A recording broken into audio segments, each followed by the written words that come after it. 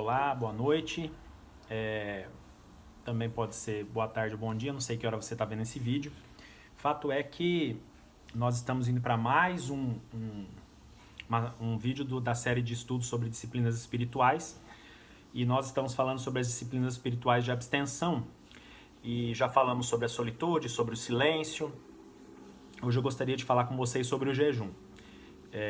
Hoje eu tive aula do doutorado o dia todo e pelo computador. Então, eu realmente tenho valorizado cada dia mais as questões presenciais, como é bom estar com as pessoas. À distância fica tudo muito, muito frio e, ao mesmo tempo, eu tenho louvado a Deus pela possibilidade de poder continuar tanto aprendendo quanto ensinando, graças aos meios tecnológicos, né? As ferramentas que existem, sejam aplicativos, seja através, por exemplo, de um vídeo como esse que eu disponibilizo no YouTube, lá no meu canal, Francis Restel Deloio. Se você ainda não se inscreveu no meu canal, se inscreva. Toda vez que chegar um videozinho novo lá, você vai ser avisado, né? Se você se inscrever no canal e clicar lá no sininho para poder ser notificado de quando chega vídeo novo lá, tá? Bom, hoje a gente vai falar sobre uma disciplina espiritual de abstenção que a maioria dos crentes, pelo menos, pensa que domina ou que sabe sobre, que é a disciplina do jejum. A ideia do jejum é a gente se abster de alimento e às vezes até de coisas líquidas, né? Então, a ideia dessa disciplina é ensinar muito sobre nós mesmos. Com certeza, a disciplina espiritual do jejum, ela acaba muitas vezes nos humilhando, porque ela acaba colocando a gente em xeque e acaba provando quanto a nossa paz muitas vezes depende da questão da gastronomia. Me lembro aí até agora de duas pessoas da nossa igreja, a Jane Bittencourt, que já é uma chefe formada, e que o Isaac, nosso presbítero, que está fazendo curso de gastronomia.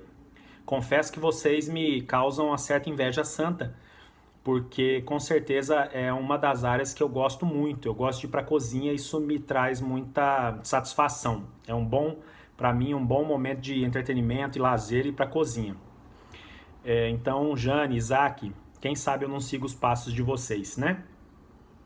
Bom, a ideia do jejum também vai mostrar como o nosso corpo é poderoso e astuto quando ele busca caminho contra as nossas mais fortes determinações. Então, por exemplo, quando você deixa de se alimentar, você pode ter certeza que o seu corpo vai acusar isso e ele vai muitas vezes reclamar da ausência de alimento, da ausência de líquido. Eu não sei o que você vai deixar, o que você vai abrir mão, o que você vai sacrificar na ideia do jejum. Há muitas formas, níveis de jejum. Eu vou ler aqui para vocês, por exemplo, a questão histórica. Os pais do deserto, como Santo Antônio, por exemplo, muitas vezes passavam longos períodos comendo apenas pão e água. Embora tenhamos de reconhecer que o pão deles era muito mais substancial do que o pão que nós comemos hoje, a gente precisa levar em consideração que é uma forma de jejum, abster de todo o restante dos alimentos, ficar apenas com pão e água, né?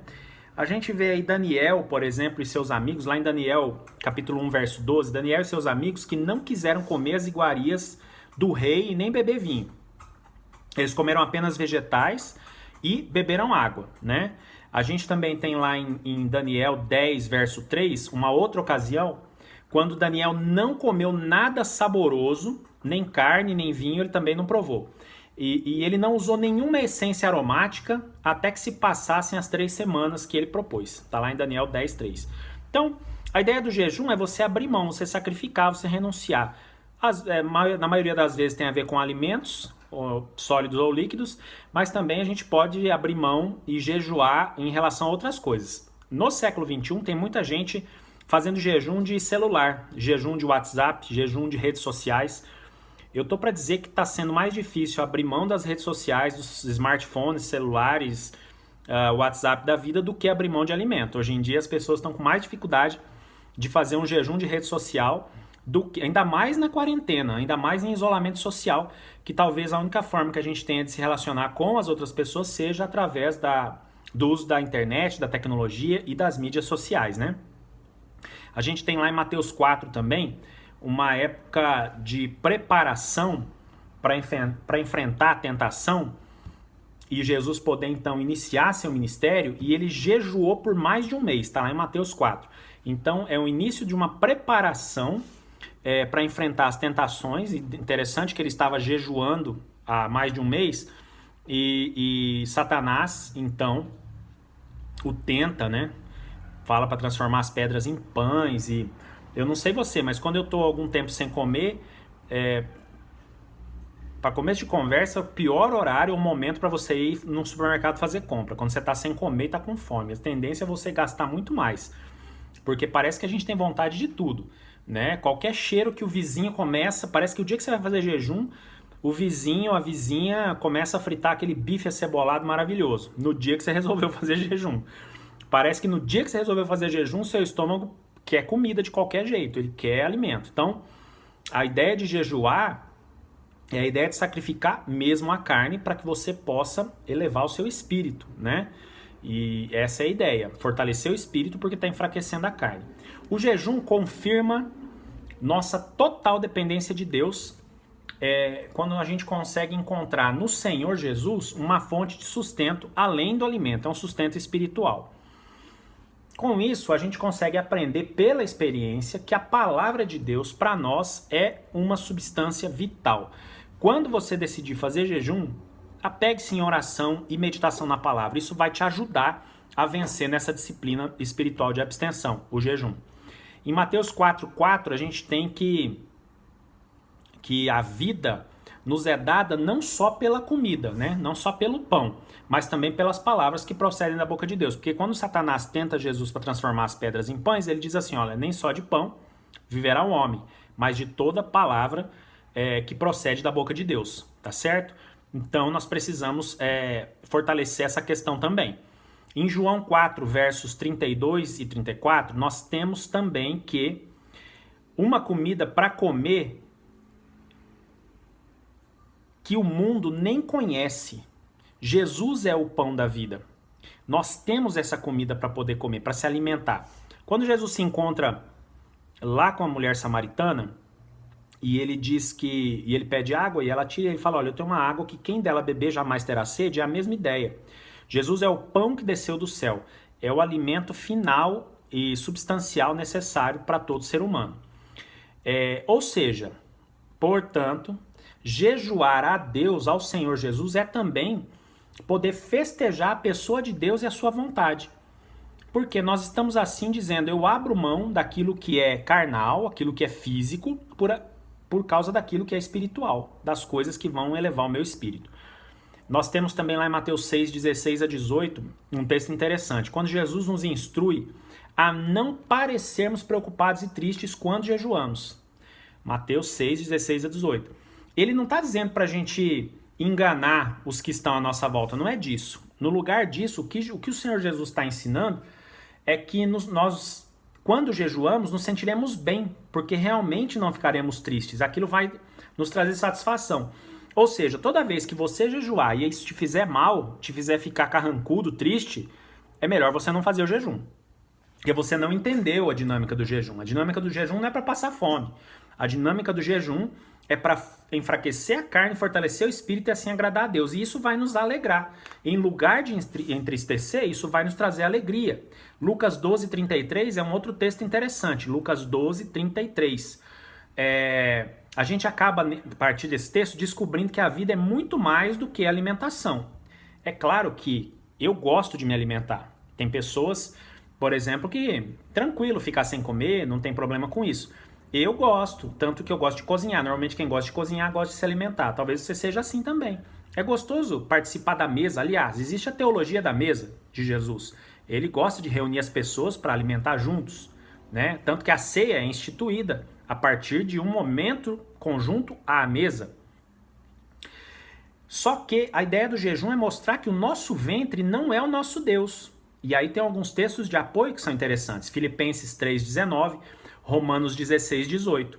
E ao contrário disso, o nosso ventre nada mais é do que um servo alegre. Nos serve, não é? E a ideia aqui é a gente parar de ficar endeusando determinadas coisas. Então, por exemplo, tem pessoas que ficam de mau humor quando ficam sem comer. Então dá a impressão que ela não come para viver e sim vive para comer. Né? Eu conheço pessoas que ficam de tão mau humor que é insuportável ficar perto delas quando elas ficam muito tempo sem alimentar. Então imagina uma pessoa dessa com um jejum aí de 7 dias. Né? Às vezes a gente fala em jejum, a gente pensa em um dia. Imagine você 7 dias jejuando. Uma pessoa que fica assim de mau humor. O ventre dela é seu Deus, em vez de ser um servo dela. Né? O corpo humano, e cada parte dele está aqui para servir o todo. E não o todo servir aquela parte, né? Tem gente que faz de um tudo para satisfazer o próprio estômago. E aí a disciplina do jejum vem para, de fato, disciplinar essa pessoa, né?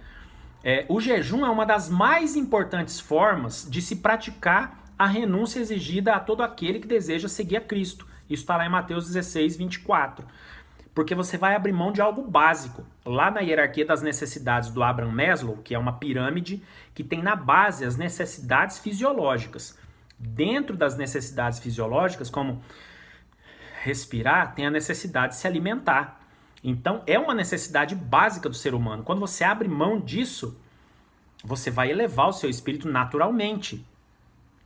A ideia de jejuar, como eu disse, não é a ideia de passar fome, mas de abrir mão, de renunciar pela causa do evangelho e para enfraquecer a carne e elevar o espírito, tá bem?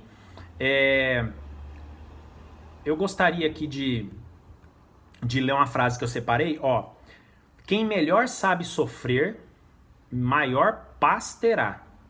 Esse é o vencedor de si mesmo e senhor do mundo, amigo de Cristo e herdeiro do céu. Quem escreveu isso foi Tomás de Kempis. Eu vou ler de novo. Tomás de Kempis escreveu o seguinte: a ideia de sofrer alegremente, né? Quando a gente está fazendo a disciplina do jejum. Quem melhor sabe sofrer, maior paz terá.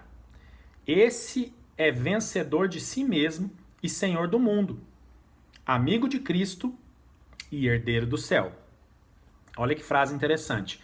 Então a ideia do jejum, de abrir mão, é a ideia de saber praticar essa abstenção como uma disciplina de verdade. Aliás, tudo que a gente vai fazer tem a ver com disciplina. Se nós não tivermos disciplina, nós não conseguiremos desenvolver nada. E a disciplina do jejum é uma disciplina importantíssima na vida de qualquer crente, qualquer cristão hoje. E ela meio que saiu de moda do meio cristão evangélico pós-moderno, contemporâneo, infelizmente, não é verdade? Algumas pessoas que estão, por exemplo, acostumadas a jejuar e tem já isso como uma prática sistemática, elas vão ter um senso maior e constante dos seus recursos em relação a Deus. O jejum vai ajudar a suportar privações de todos os tipos. Então, quando você consegue se privar do alimento, você consegue suportar a privação do alimento, que é uma necessidade básica na hierarquia das necessidades humanas, você consegue suportar outras privações. Por exemplo, nós estamos num momento de privação terrível, privação relacional. Eu vejo no grupo da igreja aí e outros grupos que eu participo, as pessoas dizendo que saudade de poder dar um abraço, de poder estar junto. E aí talvez, vamos aqui hipoteticamente pensar que depois que essa pandemia terminar, e vai terminar, que essa quarentena passar, o isolamento social for flexibilizado e nós pudermos estar juntos, com certeza, penso eu, que as pessoas vão valorizar muito mais as questões relacionais, estar com as pessoas, ter comunhão com o outro, com o próximo. Coisas que talvez a gente estivesse perdendo a noção do valor. Pode ser que depois desse período de isolamento forçado, que já vai para 2 meses, a gente passe a valorizar mais, tá certo? Quando eu vou jejuar, por exemplo, eu consigo chegar ao ponto de passar por privações com mais facilidade. O Kempis, que eu acabei de citar há pouco, ele diz o seguinte também: refreia a gula e facilmente refrearás todo o apetite carnal. Refreia a gula e facilmente refrearás todo o apetite carnal. Quando eu desenvolvo a disciplina do jejum, eu consigo refrear a minha boca, o meu paladar, o meu estômago, o meu ventre deixa de ser o meu senhor e passa a servir o corpo todo, eu conseguirei, segundo o Kempis, refrear com mais facilidade todo o apetite carnal que o ser humano tem naturalmente, que é a pecaminosidade natural que todos nós temos.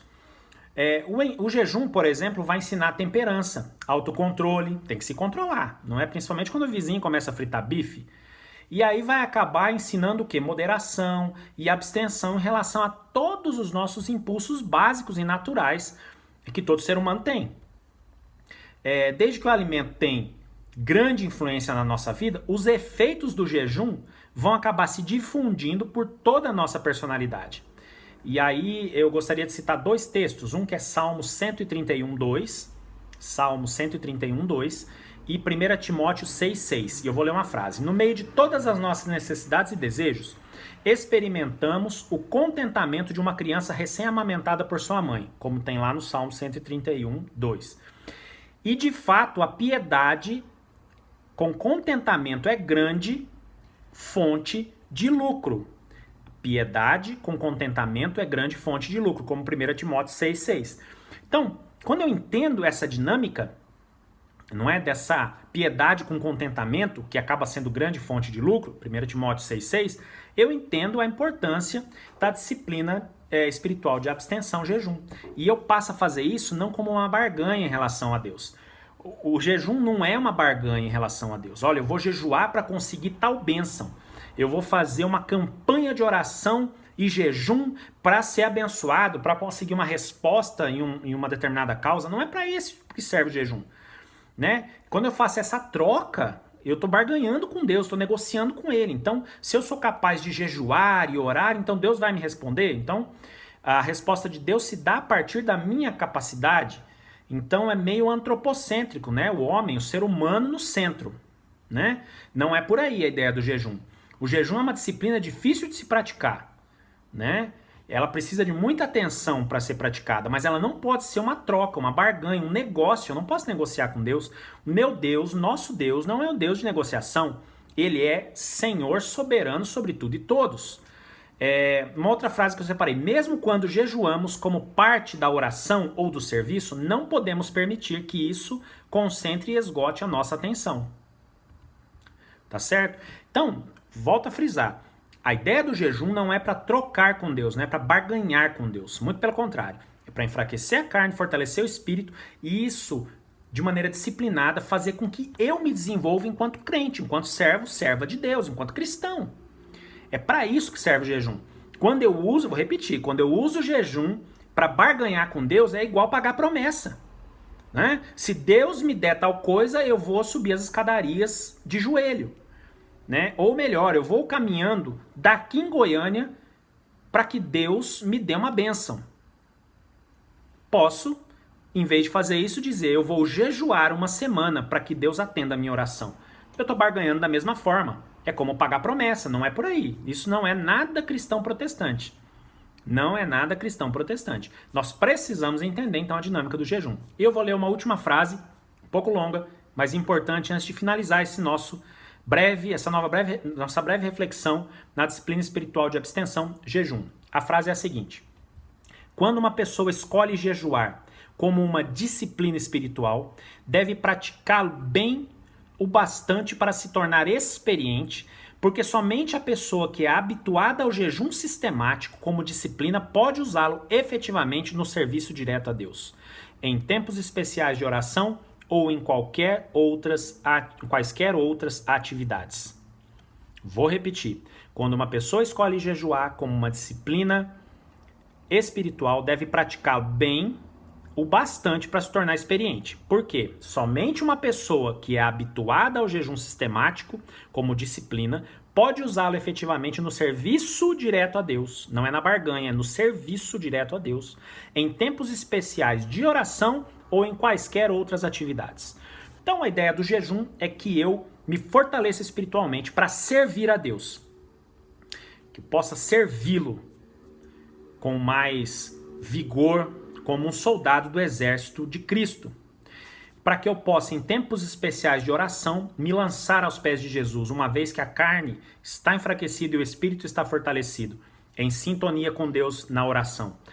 E em quaisquer outras atividades que eu vá exercer no reino de Deus, na igreja de Jesus, quando eu pratico a disciplina espiritual de abstenção de jejum, enfraqueço a carne e fortaleço o espírito, eu com certeza vou desempenhar as atividades com maior afinco, com maior vigor e assim agradando cada vez mais o coração do nosso Deus. Que Deus te abençoe você na prática da disciplina espiritual de abstenção jejum e que você possa ser assim fortalecido e fortalecida como servo e serva, cristão e cristã, diante do Deus Todo-Poderoso e como integrante do exército cujo general é Jesus Cristo. Deus te abençoe, uma ótima semana e até o próximo vídeo.